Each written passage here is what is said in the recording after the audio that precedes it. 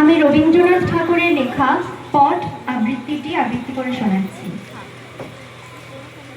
যে শহরে অভিরাম দেবদেবীর পট আঁকে, সেখানে কারো কাছে তার পূর্ব পরিচয় নেই। সবাই জানে সে বিদেশি। পট আঁকা তার চিরদিনের ব্যবসা। সে মনে ভাবে ধনী ছিলে, ধন গিয়েছে, হয়েছে ভালো। দিনরাত দেবতার রূপ ভাবি, দেবতার প্রসাদে খাই, আর ঘরে ঘরে দেবতার প্রতিষ্ঠা করি। আমার এই মান কে কাটতে পারে? এমন সময় দেশের রাজমন্ত্রী মারা গেলেন। বিদেশ থেকে নতুন এক মন্ত্রীকে রাজা আদর করে আনলেন। সেদিন তাই নিয়ে শহরে খুব ধুম। কেবল অভিরামের তুলি সেদিন চলল না। নতুন রাজমন্ত্রী এই তো সে কুড়িয়ে পাওয়া ছেলে, যাকে অভিরামের বাপ মানুষ করে নিজের ছেলের চেয়ে বেশি বিশ্বাস করেছিল।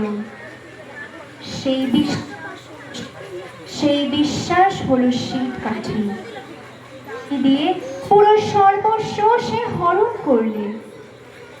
সেই এলো দেশের রাজমন্ত্রী হয়ে। যে ঘরে অভিরাম পট আঁকে, সেই তার ঠাকুর ঘর। সেখানে গিয়ে হাত জোর করে বললে, এই জন্যে কি এতকাল রেখায় রঙে রঙে তোমাকে স্মরণ করে এলে? এতদিনে বর দিলে কি এই অপমান? এমন সময় রথের মেলা বসল। সেদিন নানা দেশের নানা লোক তার পট কিনতে এলো। সেই ভিড়ের মধ্যে এলো একটি ছেলে, তার আগে পিছে লোক লস্কর। সে একটি পট বেছে নিয়ে বললে, আমি কিনবো। অভিরাম তার নভরকে জিজ্ঞাসা করলে, ছেলেটি কে?